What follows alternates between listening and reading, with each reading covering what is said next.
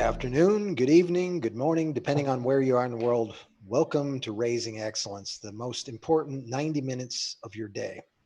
I'm Michael, the opportunity ambassador and MC for today's adventure. And today's show's title is What If Your Baby Isn't Standard Issue? Roz's story. Before we get to the story, let's talk to my co-host and our special guest. So with that, Willow, our trauma consultant.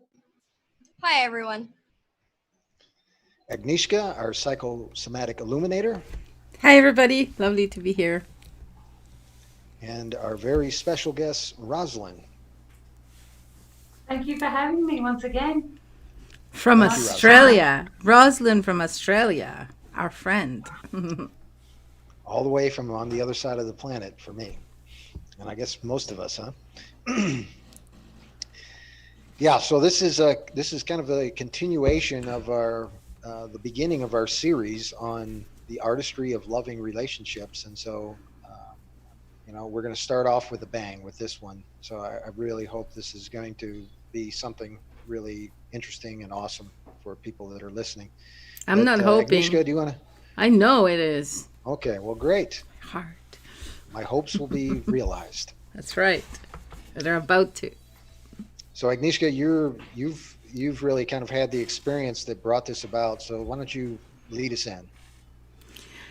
Okay, so few weeks ago, Roz introduced me to her son, and he just came to stand beside her. He put his arm around her, and even though, well, Roz can tell you more about him. I'm not going to say because I'll probably get things wrong, but he looked at me. He looked at me straight into my soul. Now, the guy doesn't see, but he saw me on like a deepest level. And it was such an interesting experience. And I really loved it. I really loved that the deep connection that I could have with somebody who can't even see, over Zoom. And it made me so curious about the person that Gary is and what his mission in life with the challenges that he has. So I think that Roz can tell us more about the challenges of Gary and being his priestess, mother. Do you want to talk about Roz? Is that a question? Yeah, that was a question. Let's say that was a question. Maybe it wasn't. Well, that's a big question. Gosh. I don't even know where to begin with that. Oh, my experience of Gary. Whatever's coming to you right now, whatever you feel like talking about. What do you want us to know about your loving relationship with Gary? What's important to you?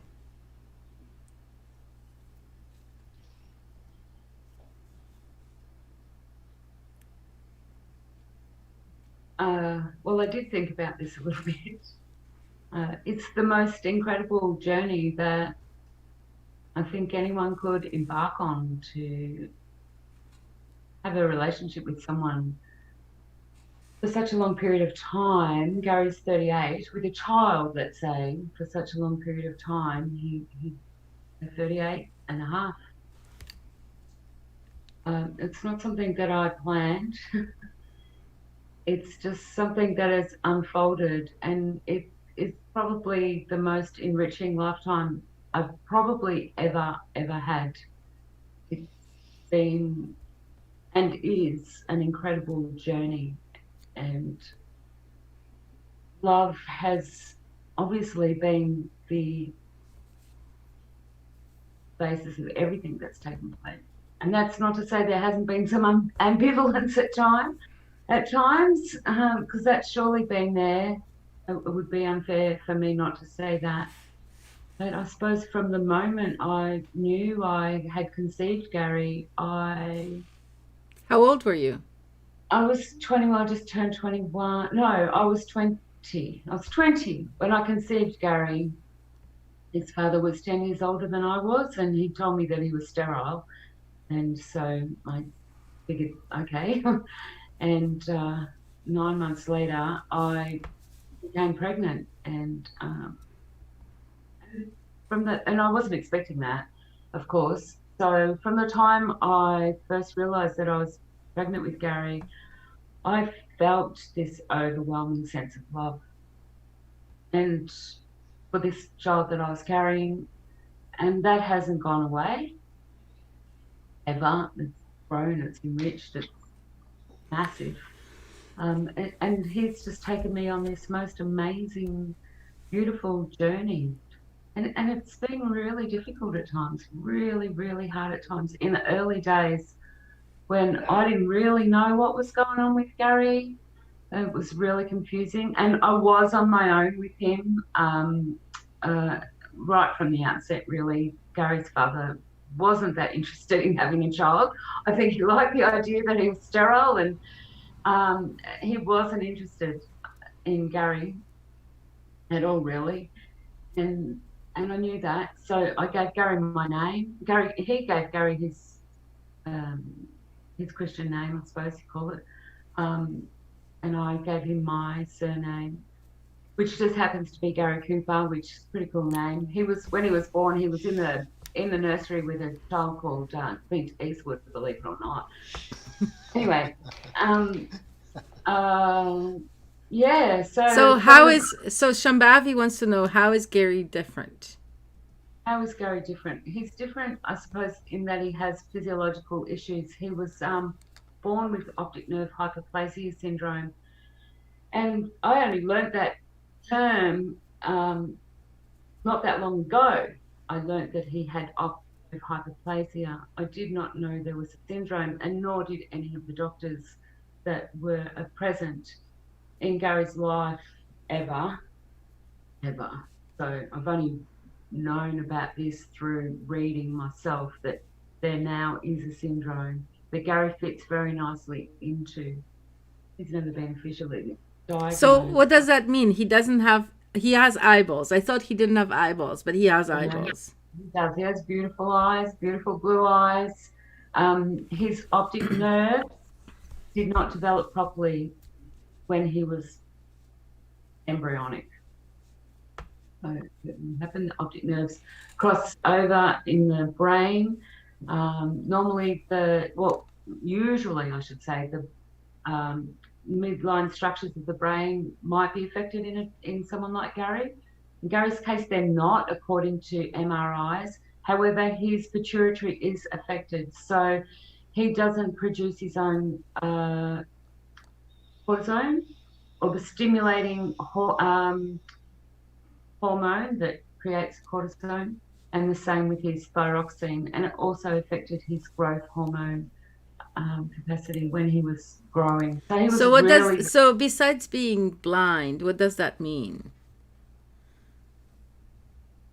So he didn't produce growth hormone when he was little, so he stayed really little. He grew till he was about 2, and then from 2 onwards, he was just this tiny little guy who kept getting older but not bigger. He grew out of his clothes. He wore out his clothes rather than grew out of his clothes, which is what most children do. They grow out of their shoes and their clothes. But Gary wore his out, which I thought was rather curious. And what's going on here?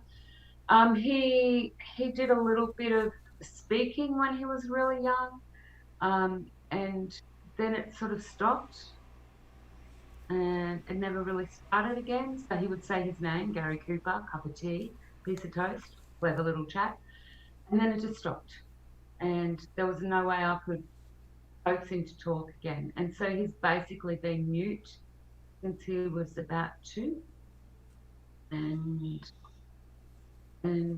so short, mute. He had some growth hormone therapy for a while when the synthetic growth hormone came onto the market in the mid-80s.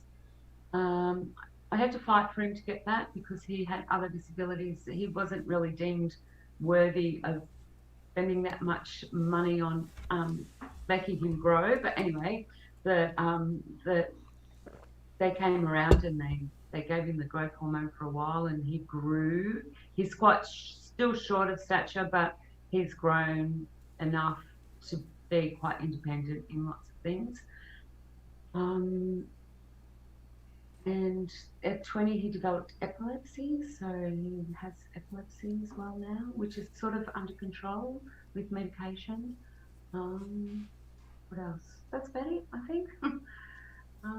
He just curiously unfolded in ways that were rather unusual and mystifying, enigmatic.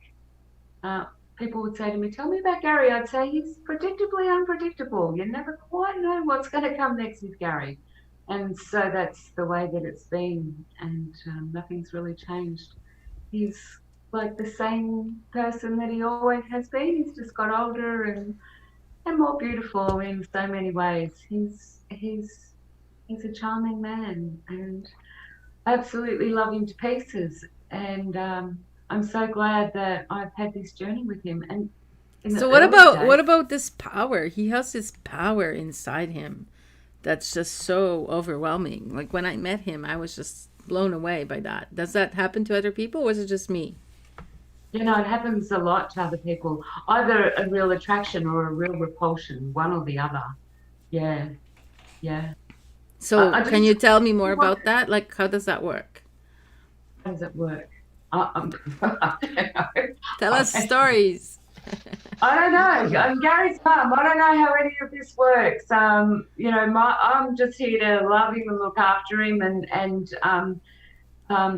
that's it. And that's probably just what I wanted to say. Being such a young mother, and I just turned 21, and I think that doctors and so-called professional people saw something that I didn't see, and they kept offering to take him from me, and they assured me that they would do a better job looking after him than I would, and you should just go and get on with your life. And I obviously didn't do that. I dare to think of that. So why was that? Okay, hang on, stop there for a second. Why was that never an option? Why was it never an option to give up your only child? Well, so silly when I say that. Never has been an option. I mean, here he is 38, and I'm still like caring for him, although our circumstances have changed a lot, and I don't have to do so much of the care anymore. I'm still here. I'm still watching out for him. He's an incredibly vulnerable being in this kind of world and society that we live in. He's very vulnerable to abuse. And so my job is to make sure that doesn't happen. And he can hear really, really well, right? He's a receiver of information. Yeah. And so to your bigger question, I suppose, about Gary's heart or his being, I don't look. There's sometimes not words for things. People come to me and they say, "Oh, Gary was in my dream last night." I don't know how many times that's happened to people who've met him, and he seems to have a profound impact on. And that's part of the joy of being Gary's parent, is being with him and being part of who he attracts into his life. So I've had the privilege of meeting so many amazing people because they've just been drawn to Gary. I don't really understand that, but I am drawn to Gary, and I always was. He's my son, so that makes sense. But other people certainly are drawn to him. And then there is the set of people who are not. And that set comprises some just really, I suppose, scared mean and nasty people. Yeah. The people who just close doors in his face, They see him coming and they close doors. And then the other part of that set would be professional people who, you know, they comprise a lot of different kinds of professionals, medical, educational, and just bureaucratic people who they're scared of him. They wouldn't know what to do. So they don't think that anyone else would know what to do either. So there's those people, but most people would rather ignore him or want to embrace him. So, I don't understand what that is. But that probably happens for a lot of people. I mean, Gary is my only child. He's my only experience of life with a child. So I've got nothing to compare it to. But I do know that people look at Gary and see, I look at him and I think he's the most gorgeous looking creature. And why would you look at him other than that? But people stare at Gary when we go out. But maybe it's because of this energy emanating. He's like a prophet or some kind of a guru or something, where this energy just draws. Like when I saw him, I was drawn in, you know, and I felt like he was telepathically communicating with me, saying, you know, stay on course and be strong and things like that. It wasn't so much directive, but more like a feeling. Well, there's definitely telepathic communication between him and I, and like that used to blow my mind when, you know, a lot when he was younger, because he just kept blowing my mind when he was younger. I didn't know what to expect from Gary. Nobody did. The doctors didn't either. No, nobody did. He did not fit any boxes. He always was out of the box. But, you know, I would lay in my bed, he'd be in his bed in another room, and I'd have thoughts, and he'd be laughing and reacting, you know, or, you know, well, doing his own thing. And I think, are you laughing at me? And we'd be having this conversation in our heads from two different rooms. And yeah, he is totally telepathic. People, we've been out like parties and things like that. Someone will come into the room and Gary will just instantly have this reaction and think, what's going on? And then later on, I can see it's energy of that person that's come into the room that he's responded to. And he certainly can't see that person. And, you know, they're a fair distance away from him. Yeah, that's what he did. I just have to let my dog in and scratch the door. Well, and I'll mention this again when she gets back. That doesn't surprise me. That there's a reason, there's a common trope in fantasy novels about the seer being blind. Not like it's the same concept behind like what was it, Daredevil, I think, when, you know, he was like, oh, I'm blind, so I've learned to like use my other senses. And if you're an absorber of information, like, that doesn't surprise me. With like, he's somehow managed to take the energy that usually you use into seeing with your eyes, just see with something else. What if he was like a more powerful person who had to come into this type of body because of, I don't know, too much power for a regular body? Well, I wonder if it's the other way around. If only people with the strength to withstand it and endure what's going on are able to do this. Like, otherwise sometimes like life can get really brutal and hard, and it's hard when you're quote unquote normal. Is Gary aware? Everyone else. Is Gary aware that he is got less than other people, or does he think that at all, or does he think, because in a way he's got more than other people, right, with his abilities? Yeah. Look, I don't know that Gary thinks like that. Gary just is. He is a being. He bees. He just is. He sits. He does. Sometimes it occurs to me he is some kind of master. One thing that occurs to me is that I feel very privileged to be on this journey with Gary. Sometimes I think, well, I know that we have some really, really, really deep soul connection. Obviously, we wouldn't be doing this together because it's a difficult journey in many ways. But for the difficulty on one side, the richness on the other is totally profound. And I don't know if I can really explain that part of it. I don't know that he sees himself necessarily as being so different, but I don't know. He just is, and he's with that, and yeah, I don't know. So you know, no, you're doing great. You actually led me to this other question, because my brother has autism, And I've told people who have come to me and they're like, oh, your brother has autism? I'm so sorry. That must be very difficult. I'm like, I understand. I know you mean well, and I appreciate it.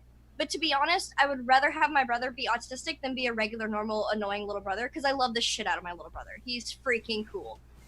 But I have this issue where I like questions like we're asking you, like how do they feel about this? What do they think about this? It's hard to get those answers. And when you love someone with all of your heart, and I know it's different because it's my sibling, and I don't have children, so I don't know what it's like to feel this way towards your child, but to not be able to ask those questions and get an answer, it can be so difficult. And I can see that being so difficult because we love people so much, and we're like, well, I should be able to find out this information. How are you able to overcome or get through these barriers and just push on and be like, we can't communicate like everyone else can, we're gonna have to find a different way? How did you go about that?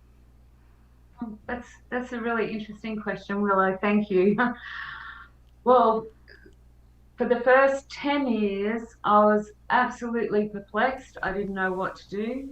When I realized that Gary wasn't speaking, and I didn't feel like there was a way to communicate, that, the classic example of being in a bubble. I knew there was something in Gary. Other people didn't. No, there was no one else in the world who believed in him like I did.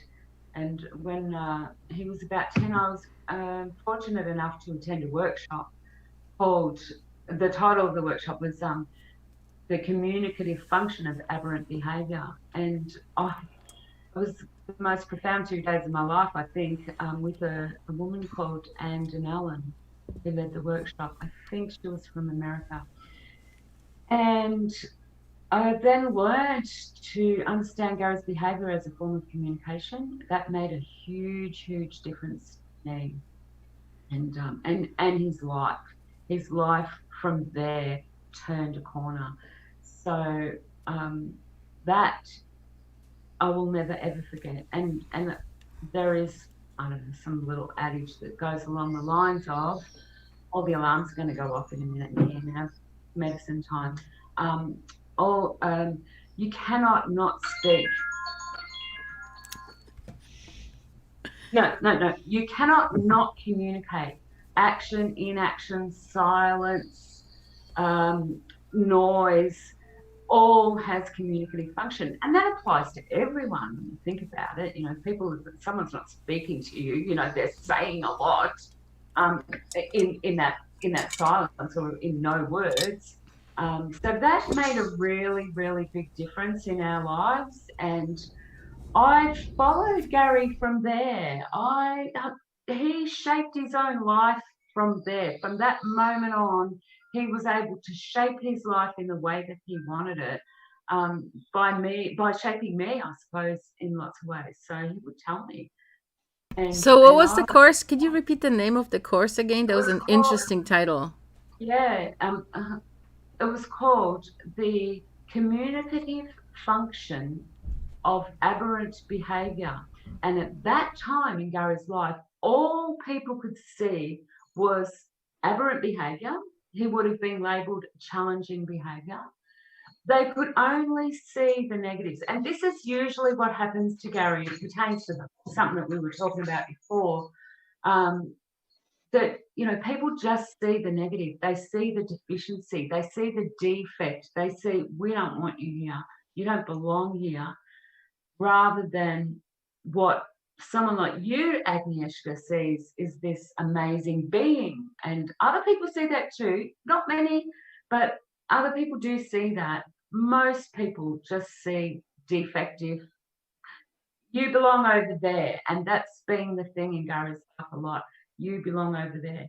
So a lot of the wounding from me, because it is a wounding journey in lots of ways. I have wounds, and a lot of those wounds, which are easily triggered now, or even still at this age, pertain to that rejection. Like, go over there. No, you can't come to this school. No, you can't be in this race, even though you've trained for it and paid your entry fee or whatever. No, you can't do this. It's always like yeah, no, you don't belong. It's that lack of belonging. So building a life for Gary and supporting him in this life where he can have that sense of belonging, because I can easily meet his basic needs, but those higher order needs are challenging in a society like we have. So the sense of belonging is a big part of that. But, you know, Gary is now at a time where I can really happily and confidently say he's reaching the top of that pyramid.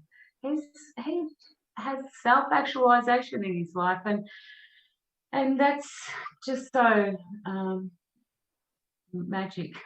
It's just How does he wonderful. achieve self-actualization? I think the fact that we're even talking about him in a forum like this is a little bit That's a good point. and we're not, and it's not about his defects. It's about actually what he brings to life. He's an amazing teacher, and he teaches all the time. And even if it is just those, you know, a parent with little children around who sees Gary and goes, "Oh my goodness, look at my children. I need to be more appreciative of my children and what they've got because they don't have those defects or whatever." So, like just little things like that. But I think Gary causes people to look deeply within themselves sometimes, and I just see that happening. I don't know. That could explain the either being drawn to or being pushed away, like the repulse feeling, because when you go to look inside yourself, even if you know you have shit you have to handle, you still want to avoid it. So it's kind of like you're either willing and ready to, you know, take on that whatever you see, or you're not. So that would explain why there's no real gray area in there where people are like, nope, I'm either gonna handle that or I don't even want to face that right now. So if our listeners have any questions, hang on a sec, Rosalind. If our listeners have any questions for Rosalind, you can always type them up in whatever chat window, whatever application you're seeing us through, and we'll ask her live right now. Whatever you need to know, we'd like to know.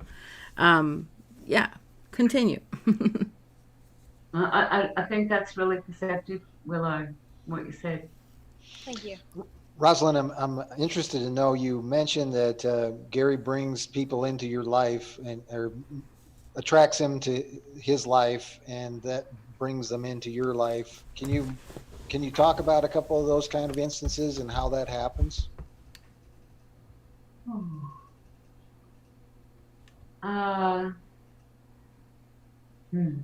There's so many. It just happens naturally. It's a very natural thing. So a lot of it is because I like to travel, and so I've taken Gary traveling wherever I've been. He's been with me. When I was at uni, he'd be in a little beanbag beside me at uni. I've just taken him everywhere. He's been my constant companion throughout life. And so that repulsion and attraction is going on all the time. So it's just a natural part of our lives. We get out there. He's travelled a lot. So, you know, and for our North American listeners, uni is university. Oh, sorry, university. Or you might say college or something like that. Yeah. Yeah. I'm just I had to get used to that when I was talking with Deirdre. She'd be like, "Oh yeah, I've been to uni and I've done this," and I'm like, "Is that the name of a college?" I don't understand. We like to shorten names here in Australia. We shorten people's names and shorten names and other things. So university is just a little bit too long for us. I know I'm gonna pronounce it wrong because I'm not from Australia and I don't speak any form of the language. But my favorite one was how avocados and your lawn are actually called like an arvo and an avo. And I was like, how are all your words like 4 letters long, super short, and they all sound the same? How do you know what you're saying? Like,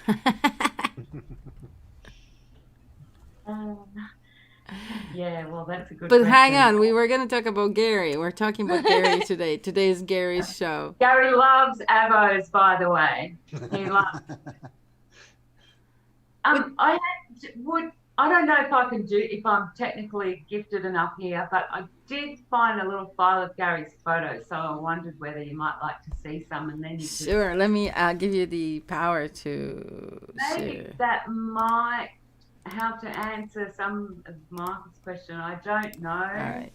And I don't think I answered your question very well. It's a bit hard to answer the question. Like, life just unfolds, and but as you'll see, if I can do this, can I do it? Yeah, I gave you the permission. Okay, so if I just put this Share screen button, share screen button, and then select the screen that's got the pictures. okay, I had one before with like a slideshow on it. And I thought I could just put a bit of a slideshow. I've got one photo here. Slideshow. Okay. So there's my slideshow. But now, see, now this is a bit challenging for me. So It's the big green button at the bottom. Okay, back to here, back to there, share screen, go there. Is it working? Not yet. One more permission, I'm sure. Oh, okay. Back to there, share screen. Can you see my screen now? Not yet. Sorry, everybody, we're having technical difficulties. We'll be right back. Share screen. Share. Okay, share. All right. There we go. We got something going on. All right. So now, if I could make this turn into a slideshow, there. How's Look that? at you, it's totally working. All right. So now feel free to ask me any questions as we go through. That's like an well-known Australian musician, Neil Murray. Like, we just get out there. Oh, Gary with the horns on his head at the Hunter Dew Hotel. That's a legendary thing to do. Out back in Australia at a festival, camping. I can give you a commentary. Lots of friends and people, lots of smiles. Gary, life with Gary is just about having a really good time. Oh, that's Gabba. So cute. That's a wonderful picture. That's His smile is infectious. Yes, yes. That's a sunset up in Darwin. But see, look at that picture. He's watching the sunset. He's looking at you. You can see, like, he doesn't turn his head like a blind, like he's looking at her boobs right there.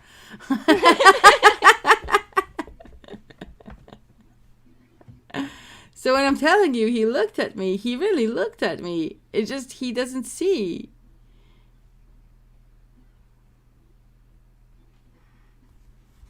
I like that picture. The retreat we went on. We go lots of retreats and places, and people, as you can see, are drawn to him. And he's just got away. I don't know what it is. Bit of food on the face. Look at you. You're beautiful. That was a gorgeous picture of you. Oh, having a mud facial. Collecting some firewood, camping. And, Gary's done lots of things in his life. One of the things that we do, one of the things that has guided me over the years is the principle of Gary reciprocating, because someone like Gary could easily just sit back and receive a lot of help. There's lots of him with this lady. Sometimes I just take heaps of snaps. Sorry, I didn't edit this, obviously. It's a friend's mother. I must have been trying to learn how to work the camera at that stage. And I've just so many of those pictures. Anyway, that's out of my control right now. But it's the principle of reciprocity.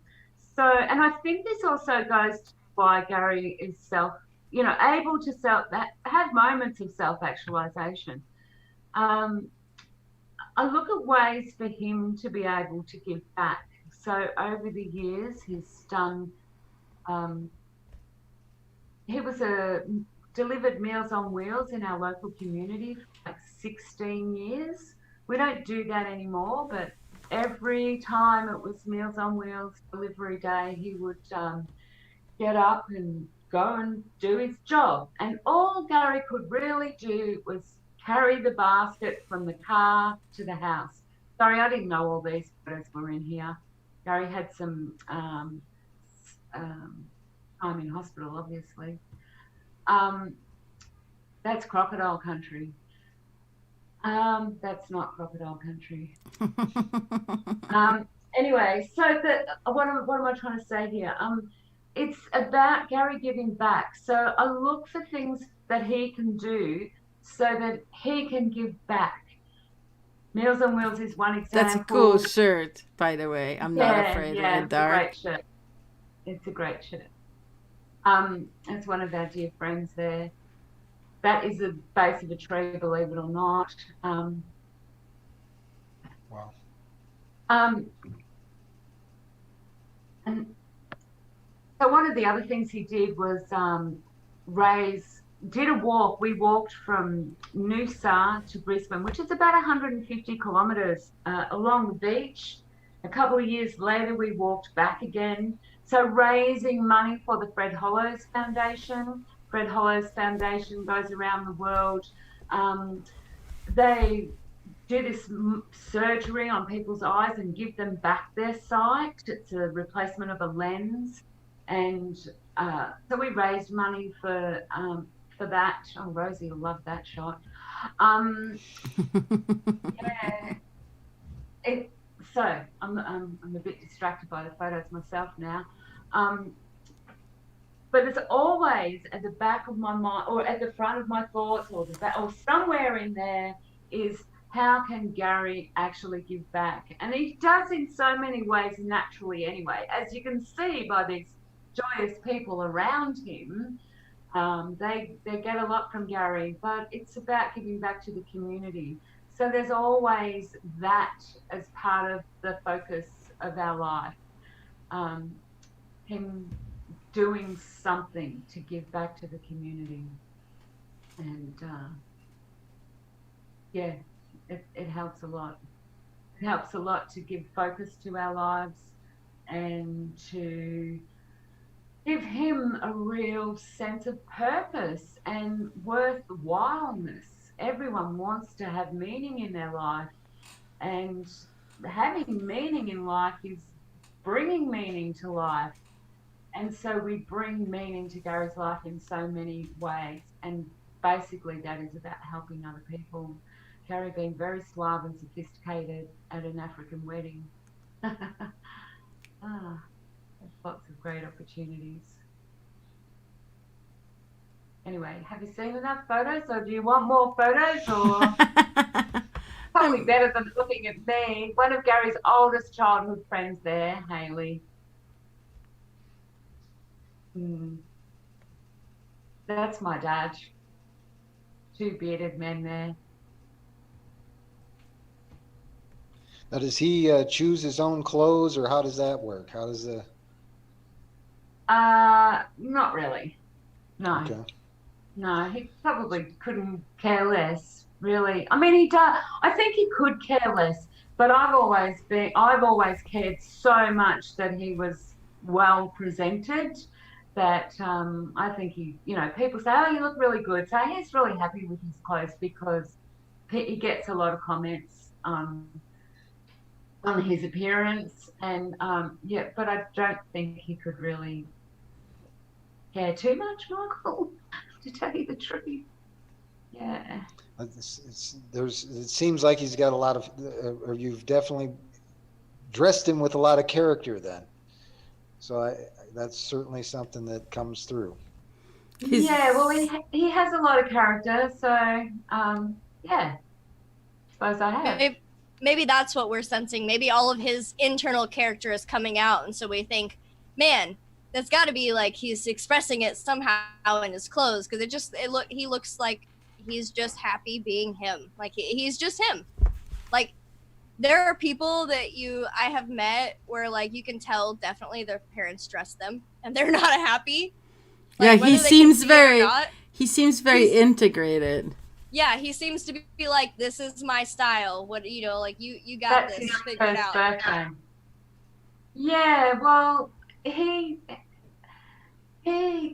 has his own style. He has his own character. I think, like I said to you before, he shapes me in so many ways. So I'm sure if he didn't feel right in what he was wearing, he probably it'd come through in his behavior. So we have a question from Shambhavi. She wants to know that since the subject is loving relationships, and loving relationships come in many forms, do you ever have to exercise tough love with Gary? Oh, yeah. Yeah, well, I certainly did when he was much younger, and that's not part of our lives so much anymore. He's he's a grown man now, and it's so much easier now. But when he was a child, and before I really knew what was going on with Gary, I did have to exercise a lot of tough love. Absolutely. It was really, really hard, actually. And there was a lot of pressure on me to put him in a home from my friends, from But my you were just a family. child yourself. You were 20 years old, 21 when he was born.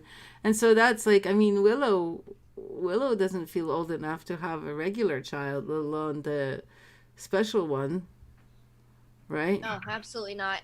And I probably would have shit my pants if I 10 had years known. ago? 10 Or years 9 ago. years ago? Like, and I've had personal experience. Like, I wasn't raised with my little brother when he was diagnosed with autism. I was out of the house by that point. I was living with my biological father, and when I came back, Robert was like 8 or 9, 7 or 8, and I had to learn how to communicate with this like different person. I was like, this is not like when I left, you were saying words. You were, asking me for a drink of water or saying that you needed your diaper changed. Like you were trying to communicate with me, and now we have to relearn all of that communication. And he had to get to know me. I had to get to know him. It was a weird kind of situation, but I had been sort of prepared for it. I was like, okay, well, you have autism. This is what your life is like. Cool. And then I started thinking about like having my own children, and I was like, I am so unprepared. Like I would be scared shitless to handle. Well, Rosalind like was unprepared, and she did such an amazing job. Well, and I think this goes to the question. I don't. Can I stop this now? Go ahead. Yeah. Or shall I keep going? Like there's a million. It's kind of fun background, but it's also good. Okay, all right. We can go back and forth if you want. It was really, really hard, and it was really, really tough. And I have no doubt that I was really tough on Gary. I did it on my own. I didn't know what was going on. It was really, really hard, and not speaking. I've had pretty much 38 years of living with someone who doesn't speak. I've got a question. How did this we've gone over like the loving relationship between you and Gary and how that's had to progress, and you mentioned that like you had some pressure from your friends and family, obviously people that you cared about, that you involved in your life, to put him in a home or do something about it that you didn't want to do. How did that affect your loving relationships with other people, with people in your family and your friends? Like, how did you approach that, and did it end any relationships? It certainly did. When Gary was about age 17, my brother came to me and said, it's time to put him in a home, and that's what we're going to do. Well, we're going to do. I just said, oh, well, that's not going to happen. And he said to me that until it did happen, he would never speak to me again. That's over 20 years ago. My brother's never, ever spoken to me again.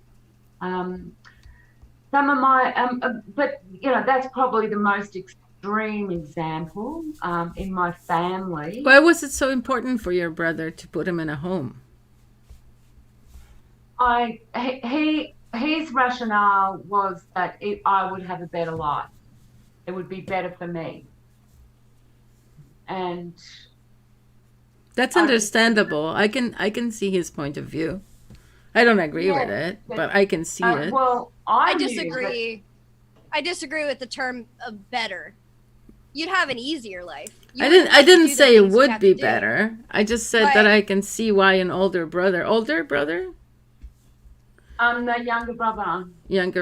My younger brother. He was actually helping me care for Gary for a while, and he got over it and said, "Well, that's it. Let's put him in a home."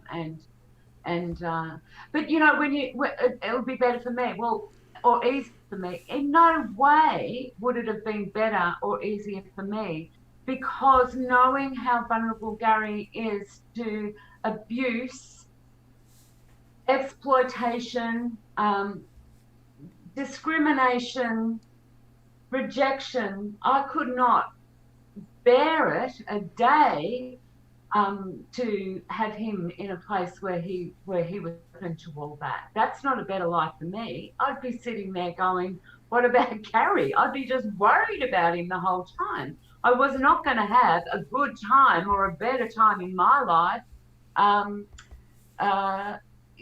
with Gary in a home. It just wasn't going to happen. So it didn't happen. And I think time for those kind of ultimatums was when he was a newborn or like one, not when he was 17.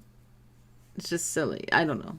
Yeah, the time you make, and I have issues necessarily with people who are like, I have a special needs child and I decide that I'm going to give him up for adoption, or decide to not take care of it. But at least if you're gonna be having those conversations, you need to have it at the crucial moment. You should not extend this and all of a sudden when they're 17 be like, oh yeah, sorry, I'm tired of handling it. You need to know what you're taking on or walking away from the beginning. Yeah. Well, I really just like how anyone who is labeled with special needs, their happiness and ability to progress in life to where that they are an autonomous human being and they can make their own choices and live their own life, what they choose, that's so easily dismissed in this current society that we have. And it's not just with special needs, it's just most prominently seen because it takes a lot of work. It takes a lot of effort. There is so much enriching reward for all the effort. I've got to bend the head sideways for that.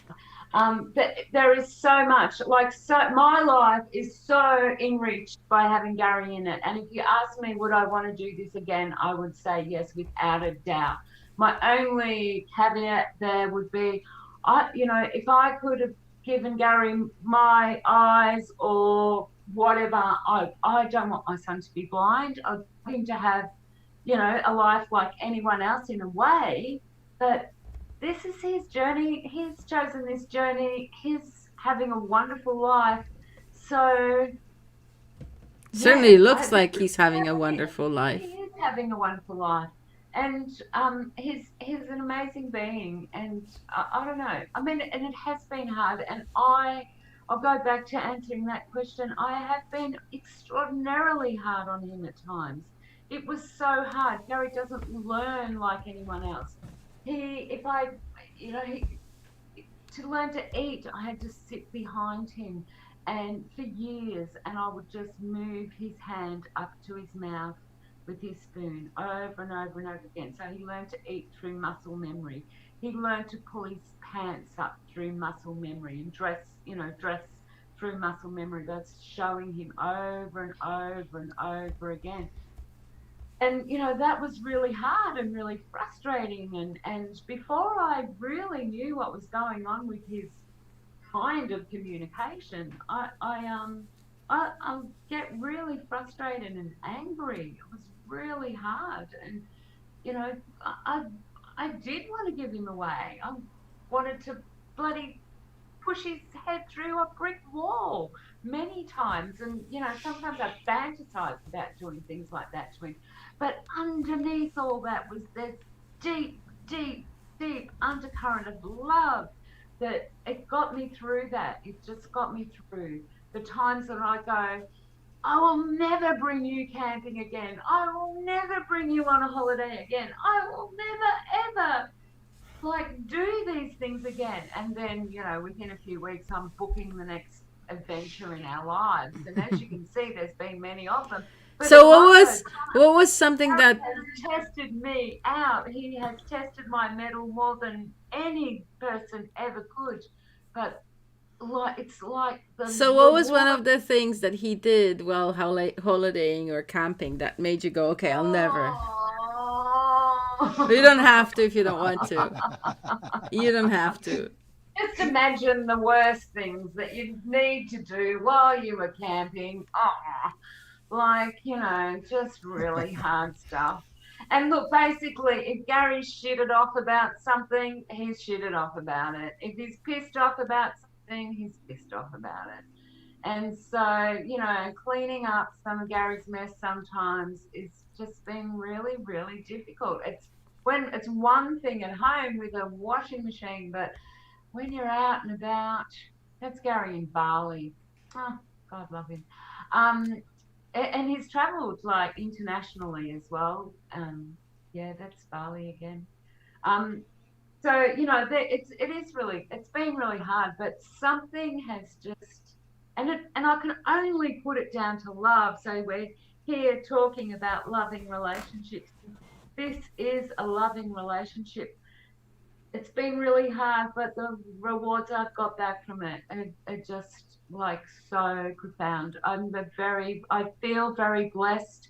I think one of the things that's really been important in our lives, if I look back and reflect, has been my attitude to life, which has always been fairly much able to see the good in things and look for the good.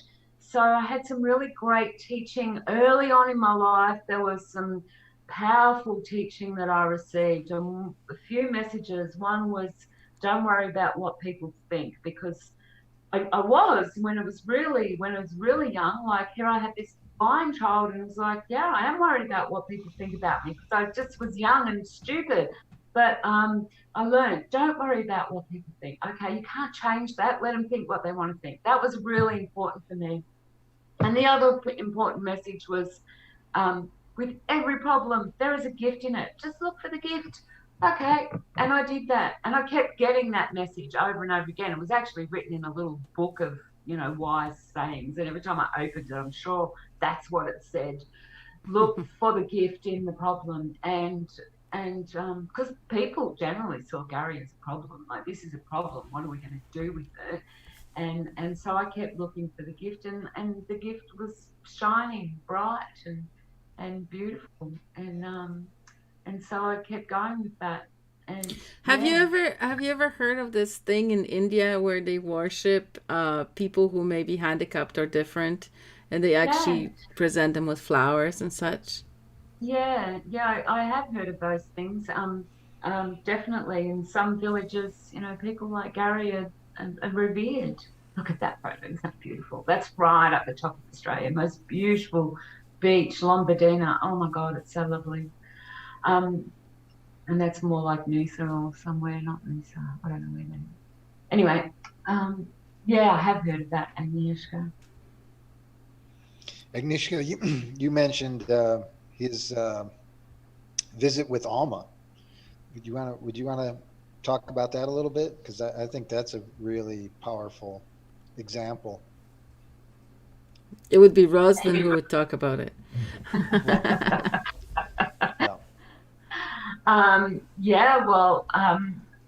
When in 2010 we had first met Amma, it was a rather interesting time in our life when things weren't really very good for Gary and I. Had real difficulty. It was very, very hard. Difficulty. One of the hardest things, I think one of the hardest things, probably the most hard thing in life is the system. I'm just going off on a tangent here before I get back to Amma. So one of the hardest things in life is the system. There's no doubt about it. The system, the bureaucratic system, education system. Oh, we're back to the beginning again. We're on a cycle now. Sure. I'm going to stop it. So how do I unshare my screen, Agnieszka? Oh, maybe I have to go There back you go. then. I got it. I got it. I did it for you. Thank you. One of the really difficult things, the hardest of all, is system, the education system, the bureaucratic system, because that's where you really have to fit in boxes. And if you don't fit in their boxes, they just don't know what to do. And the other thing is, people who easily just push you aside. That's the really hard thing. So we were at a really difficult time where the people around us were almost like parasites, because you have to ask people to help. You have to get people to come in and give you some support, because I couldn't do this all on my own without some support. And then you're at the behest of these people who come in to give their support. And I could sit here for like 16 hours or more and tell you some of those stories. They're really, really hard stories. Anyway, so we were at a time where I just went, I don't want any more people in our life. That's it. The doors are closed, the gates closed. No one else come in here. So it got pretty depressing then. One of my friends said to me, get your butt down to Brisbane, and Emma's in Brisbane, go and see Emma. And I went, I've got nothing to lose here, nothing else to do, and no help, no support. So, yep, I'm going. So we went down there, and that was... Can I ask, is Emma a name of someone, or is that a title? Emma, Emma. I'm just stumbling over Emma's full title right now, so I'm not going to try and say it. But that's Emma. She's our guru, and okay. She's just the most amazing being. The reason I ask is because Amma in Korean actually means mom. It's so mother. That's mother. why I was curious if that was mother. A title or if it was her name. It's probably both. It's everyone knows her as Amma, and it's mother, holy mother. She's the hugging saint. So we just rocked along, Gary and I, to this place where she was at the showgrounds in Brisbane, and we went there, and people welcomed us in. Welcome. Okay, we always love a welcome, because like I said, there's a lot of closed doors. Welcome, come in. Oh, look, come up the front. Can we help you? And they just helped us, and we got to have a hug with Amma. Oh, well, that was nice. Okay, sat down and hung around for a while, and probably had a bit of Indian food and a cup of chai or something, and it was a nice experience. And then we came home later that day, and sitting in, we went to bed, and I was laying in my bed. I thought, oh, that actually felt really good. And I could hear Gary in the other room. He was agreeing with me. I went, And I came out to my computer. I thought, where's Amma next? Because she was on a tour of Australia. I thought maybe we could just go wherever she's going. And so I came and found that she was actually on the Gold Coast, which is, a couple of hours away from here. So I went in and said to Gary, do you want to go and see Amma again? Yes. And so he will communicate that. And I went, okay. So we went down to the Gold Coast and we had another hug with Amma, and then that was it. Deep, deep, deep love, profound love. And so every chance we get to see Amma now, we go and see Amma, and just a very... Didn't you tell me about one time when Amma walked into the room and beelined for Gary? So Amma, being such a precious being, has an entourage of people who protect her and look after her, because if you could, you just want to grab her and hold her and touch her, and she just emanates such light and love and beauty, and she's always smiling, and well, not always smiling, but she smiles one hell of a lot. And so we were just at the side of the walkway where she was coming through, and like that's what all her devotees do. They all sort of line up and try to get as close to her as they can any minute that they can, every opportunity. So we were there in that sort of fuzzy feeling, and she was walking through, and she's only short. She's short. She's beautiful. She's maybe a tiny bit taller than Gary is. She saw Gary in the line, and she stopped, came out of her little entourage, and she came over and she gave Gary a hug, and then off she went. So, and I suppose that happens from time to time with different people that she sees, but Gary obviously stands out, and she recognises him from every time that she sees him, and she just loves him, and he always gets, you know, special treats her whenever he goes up and gets darshan, which is the hug that she gives. So yeah, that's really, really special. Amma has been very impactful in our lives, and made a big difference. And in fact, once we met Amma, lots of doors opened. So it was more an opening of doors and an opening of opportunities, and more enriching people coming into our lives than the sort of people that felt like they were sucking the juice out of our lives prior to that. And they really do. That's a really hard part of, I think, caring for someone like Gary is there's a lot of people that you have to put up with that you really wish that you didn't have to put up with. So and I think that is also just that sort of factor, I suppose, of life causes me to think, okay, how can we do this differently? So I've always thought, how can we do this differently? And how can we do this better? And so you see Gary having this life, traveling around and doing things, and that's all come from, how do we do this better? We don't need to have this kind of life where Gary goes into respite and I sit around going, oh God, now I'm having my respite. Isn't that good? You know, because that wouldn't work for me. Gary come home and he'd go, that was really shit, and I'm telling you about how shit that was. And you know, when he was really little, he did do that a couple of times. I thought, well, that's not really good. That didn't work. I've sat around all week being a bit worried. You mean about he physically communicated how shitty his life was being? Absolutely. Like, don't do that to me again. I don't want to do that anymore. Okay. So rather than having that kind of typical, there's like you have a child with a disability, it's almost like this roadmap that they give you. Well, here's the answer, here's the solution, here's what you do. And I looked at that and thought, nah, like, that's gone. I'm not doing that, because that didn't suit Gary. And if he maybe if it had suited him, that would have been different. I wouldn't have been inspired. But we live in an upside down world. All the solutions provided are usually like the opposite of the actual solution. Like, if you really a lot think of the about solutions being provided are being provided by the same people who caused the issue in the first place. Hot topic. Interesting. Yeah. Well, you know, I can't say any of these people caused Gary's disability, but they thought that they knew better than me what to do about it. And at first, well, yeah, I didn't know anything. I knew nothing at all. The only thing I had was the love for him and the belief in him that there was a worthy being in here. And, you know, a lot of people thought I was delusional about that. Totally delusional. I didn't care. I loved him. And I still do. That love's just grown and grown and grown over the years. I just absolutely adore Gary.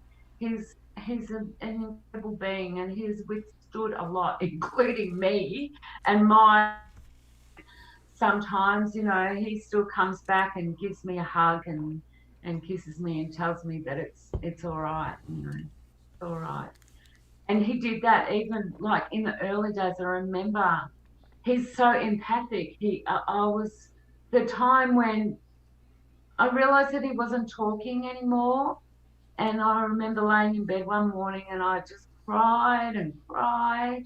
I was crying because he wasn't speaking. And I knew he was blind, but now he wasn't speaking. And I hadn't quite worked out he wasn't growing at this stage because he was just really cute. And he just put his arms around me, this little baby, put his arms around me and like patted me and went, all right. It's like, okay, we're on this journey together and that's it. We've been on a journey and it's a wonderful journey. Has its little hiccups along the way, But it's good. And I was going to tell you something else there, but I don't know. Like I really could sit here and talk for a very long time, like with Gary. Um, yeah. Well, I think people would probably, are listening to this, they might think that you have sacrificed a great deal in your Mm, life mm, for this, for Gary, and for the life and journey that you described. How would you explain that to other people? You know, the idea of sacrifice, I think, for a lot of people is something that they really don't want to confront. But I think there's really something super valuable there. And could you help describe that? mm. Um, yeah, what an interesting question, Michael. And I think most people I meet have that perception that I've sacrificed. I feel like I've been endowed with riches beyond measure, and not, like Gary has attracted, and I think the dynamic between Gary and we've attracted so much richness into our lives in terms of like the relationships we have with other people, and just the love that we have. Sacrifice. Well, what have I sacrificed? I don't know. Like I've just lived my life like anyone else. Have I sacrificed having relationships with other people? Maybe, but maybe Gary saved me from having some really crappy relationships. Like, really. And so, I have this extraordinarily deep, loving relationship with my son. It's rather unusual, I know, to have this sort of thing, but there's no rules against it. And in a lot of ways, what I've given up maybe having a relationship with someone else. And that is true that I think I had to choose. Do I have a relationship with a man or do I have my son? And I think I did have to make that choice. And I chose Gary, and I always chose Gary. And sometimes I chose both, and that might have worked for a while. And I did have some really good support from some of the men that I did have in my life, or a couple, because I didn't have many. Because Gary sort of let me know, look, you have to make a choice here, and I did choose him. And sometimes maybe I thought I was sacrificing something then, but the richness that I have had in my life as a result of having Gary outweighs any. There's no sacrifice, really, because the scales are like this. And there's a richness in our relationship, but also there's like the universe has provided lots and lots and lots of riches for us. I mean, look at all those traveling opportunities we had. Where did they come from? Where did they come from? I don't know. We live on a very tight budget in lots of ways. We actually, I live on welfare. We have for a long, long time. So how does all that come about? I don't know, but it does. Just there's the manifestation of wonderful things, and I don't think that I could have been such a manifester. I don't think I would have had the opportunities that I've had, the journeys that I've had. I don't think that I would have met the people that I had if I had have chosen something else over Gary. So, yeah, it's really easy to have that perception that I've sacrificed something. Oh, look at her, the martyr mother. I get that.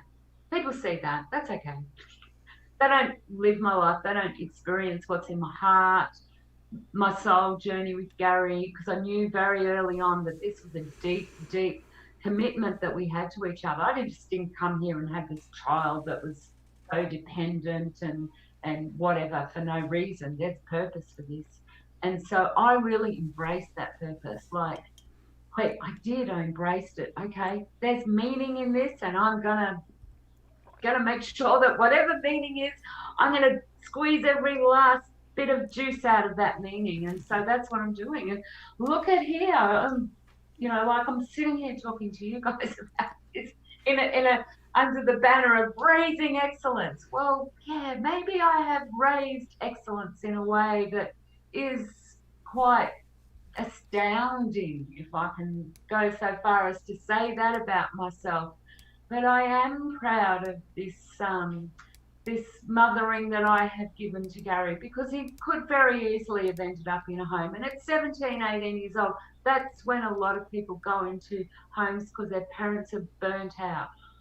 I advocated for something in this state of Queensland where I live, which was to have independent funding for people like Gary. So here's where I got really excellent. And I knew that this would make a difference in our lives if I could make the choices. Well, Gary always makes the choices, but I can express those choices. And if I could do that rather than have an imposing body of people saying, oh, well, we'll give you a respite here and you can have some respite over there and we're going to send these people in here. Like, I would really literally rather hang myself than have that sort of so-called support service in my life. So in Queensland, we got individualised funding, and Gary didn't quite fit the criteria for that, hard as I'd advocated for that. But,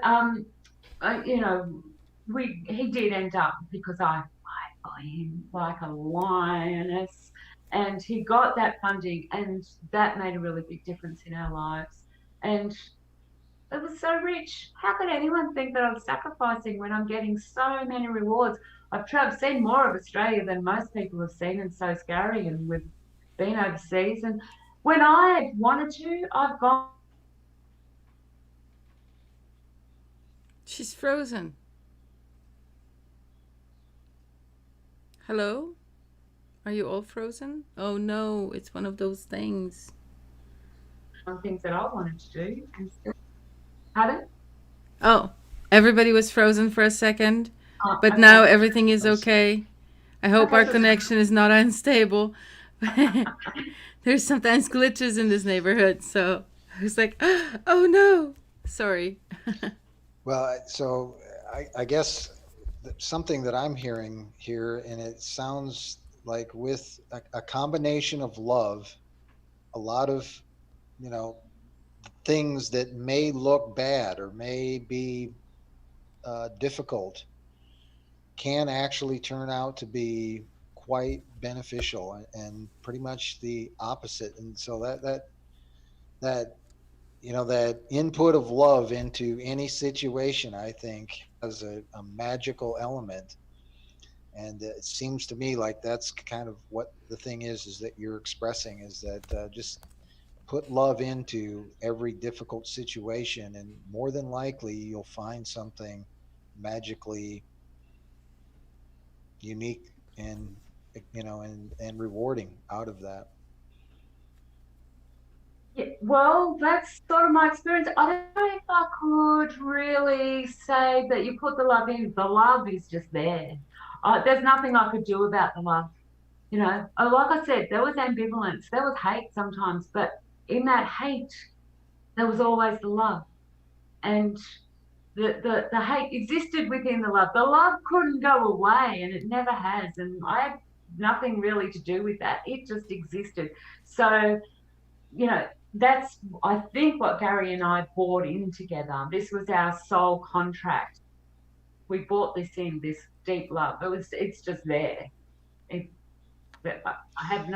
can't take any credit for that, Well, really. I think I agree with what you're saying. Like, you can't take credit for the fact that you love your child, because it's just there. There's nothing you can do about it.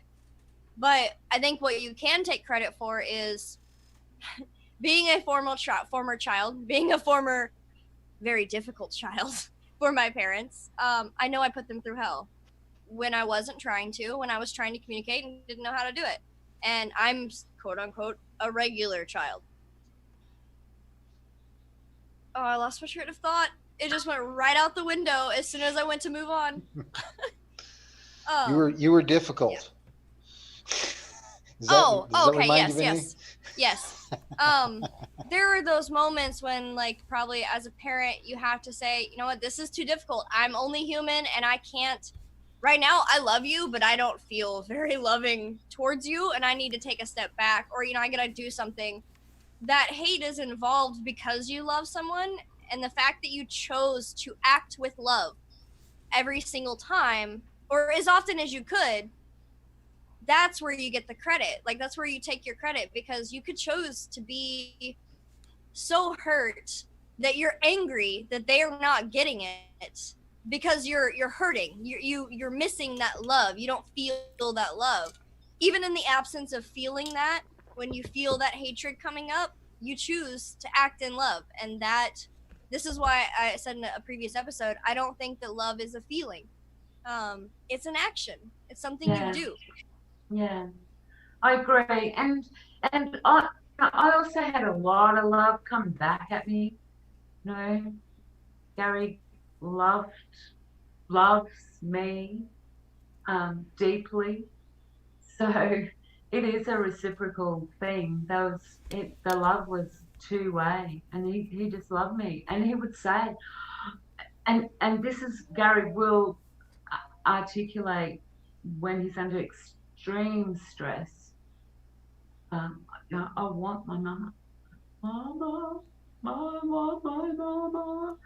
And he wanted me. So a few times I tried to like get him out, having an independent life, and he would just sort of cry, I want my mama. And I go, oh, okay. So, you know, that's where I mean, Gary sort of shaped the existence in a lot of ways. But look, what else was I going to do? Like, my life is so enriched by having Gary in it that I couldn't see, like, what, I was going to go to work from 9 to 5 every day. I don't want to do that. Like, I feel really, really, really, really grateful that Gary's in my life, because it's such a rich life. I've got to travel around and hang out, and I don't have to do all those mundane things because, well, sometimes it's a bit mundane. You know. Well, what about the messaging? The poop messages. The messaging. The communicating with excrement thing. Oh, that's what hard. About that? But that's yeah, hard. Well, that was hard. That was really, really, really hard, and testing. And no, but it was like that was the lessons I needed to learn, and I needed to learn those things so that I could move forward.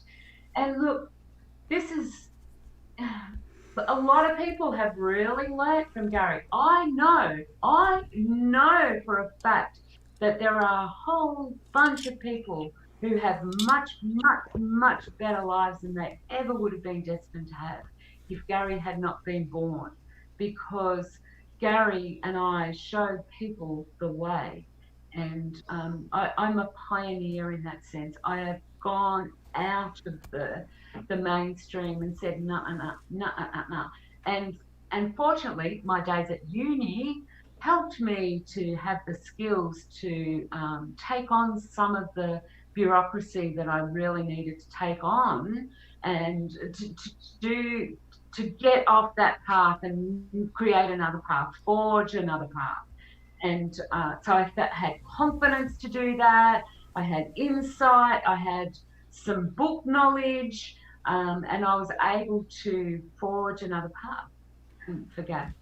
So, what was your motivation for that? Because it seems like such a simple question, but in the face of all the things that you had to learn that you didn't know as young as you were, what was your motivation? For most people see two paths in front of them and they're in the middle of the woods and they don't know what to do if they go off that path, so they take one of those paths because they don't know that they can.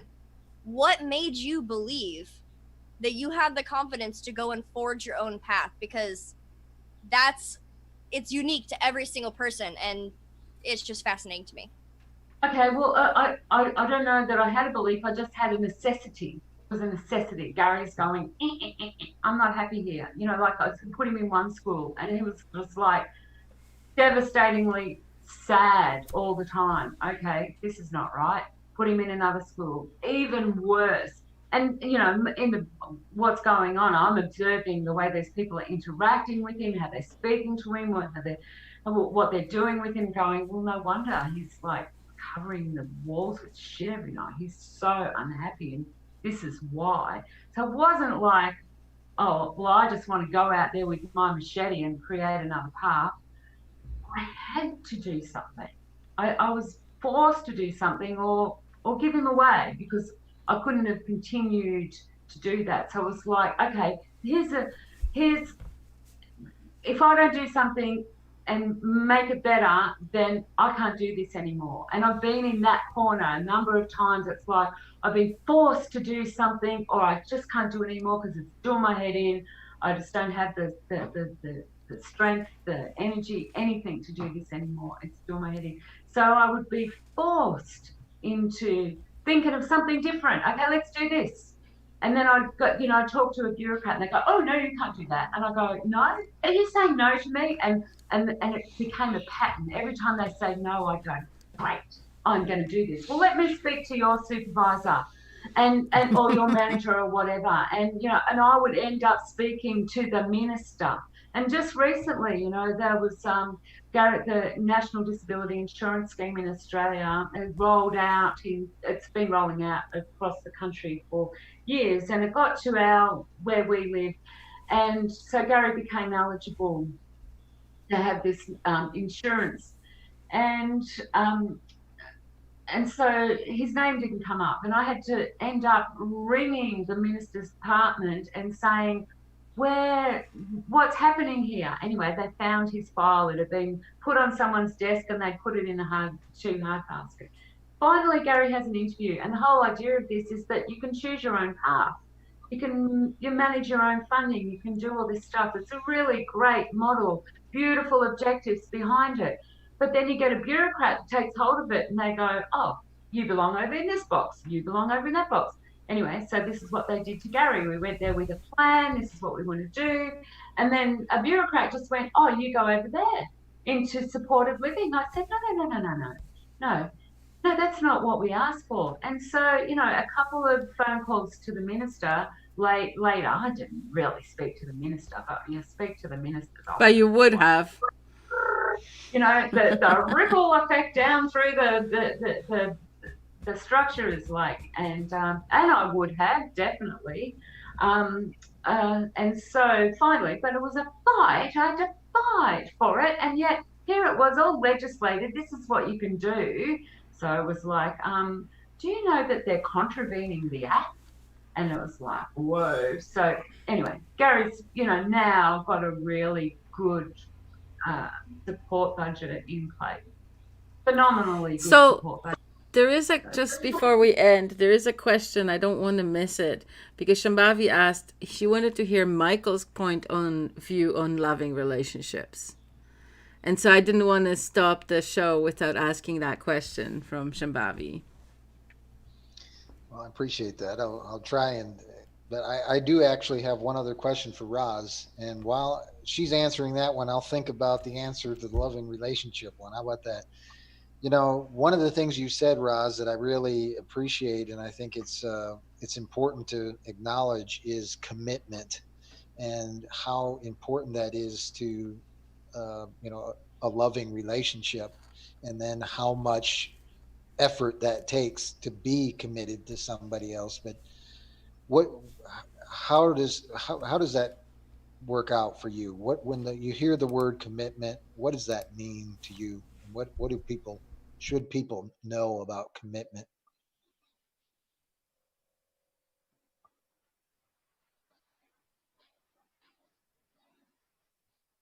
I think that it is just a natural function of love.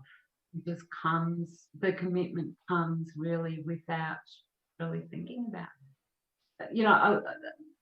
There was the whole idea back in the day, unconditional love, and unconditional love brings the commitment, I think. I don't know. That's an interesting question. I don't really think about my life in terms of commitment to Gary, but I suppose it's there. I don't know. I am committed to Gary. There's no doubt about it. I think it's just a function of the love. And the love is undeniable. It's deep and it doesn't go away. I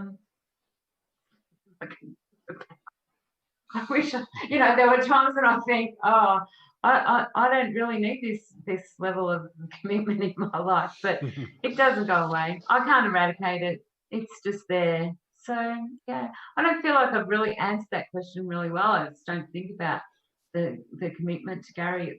It just is. I think that was perfectly well put. That's what it feels to you. It's just another part of the process of love. It's like you got to take the whole thing or nothing.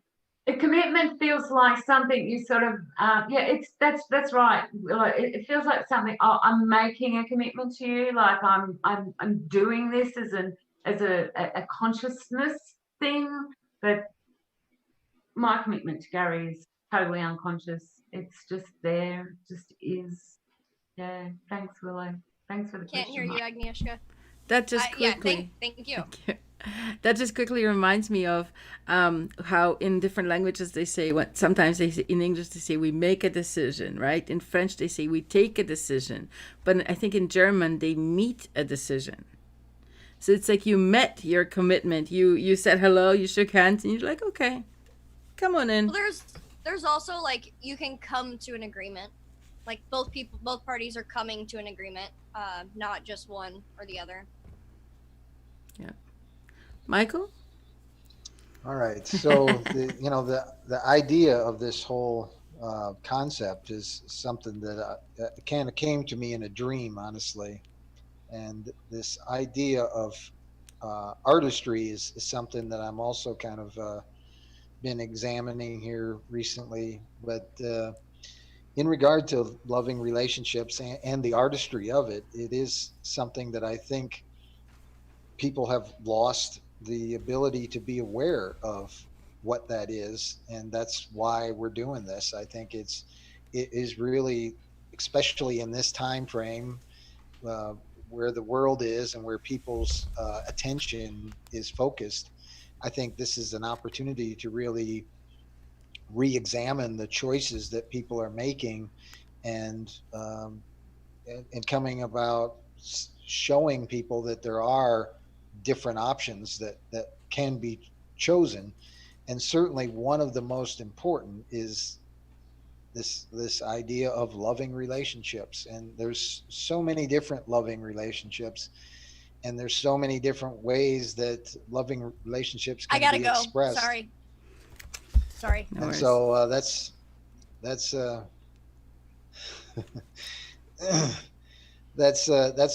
that's kind of what it means to me. I honestly, I am I'm almost 52 years old. I'm kind of a devout bachelor to some degree. So I've had my, I guess I can say I'm kind of been selfish for a lot of my life. It's always been my life to live. And, I'm kind of re-examining that. Is that really the way I want to go about my life, and what is the other options? So to me, that's personally, that's what this is about for me. Yep. I'm trying to move us a little higher above the line. This has been a really good show, you guys. I really enjoyed learning more about Gary, and yeah, I think it was tremendous, and I really appreciate you, Rosalind, coming in and giving us your time and attention and explaining this to us, because I think this was really important. And I hope that Shambhavi got to hear your answer. I will text her, make sure she does, because I don't know if she's still listening, because sometimes it's not giving me the right numbers, I've noticed. So thanks for having me. I always love to talk about Gary. It's really delightful, and most people don't ask me to talk about Gary from the perspective of a loving relationship. So I really appreciate that I've been able to bring that perspective. It's people want to hear about the hardships, the the sadness, the whatever. They want to hear the gory details, but they're not interested in the love so much. So thanks for asking me about that. You're both frozen, and I don't know if I'm still here or not. You're still here. Oh. You're still here. So yeah, thanks for having me, and thanks for asking. And I thought I hope Gary might get up and come say hello, but he's still snug in his bed. So anyway, it's all winter good. time and morning. So good. Winter time. I'm sure he's Thanks been for with us having in me. spirit. Thanks for the insightful questions as well. Like, it's really been lovely. So We Have a good appreciate day. you, Roz. Yes, it's been tremendous getting to know you, Roz, and you've already graced us on several shows. So thank you for contributing so much to our repertoire of content. She's amazing. Well, we're going to shut down the show, though, and we're going to do the outro and say hello, bye to all our listeners. So, Yeah, well, we got to make sure what's coming up on Wednesday. Yeah, Wednesday, we have a special guest about permaculture. No, not about permaculture, about holistic health. That's what it is, holistic health. We're with Daryl Becker on Wednesday at 2:30 p.m. Pacific, which is 5:30 p.m. Eastern. And if you would like to come and see us and ask us questions for the guest or for us, feel free to do so. And this time, I will play the outro. We'll all say bye very enthusiastically, okay? 1, 2, 3. Bye!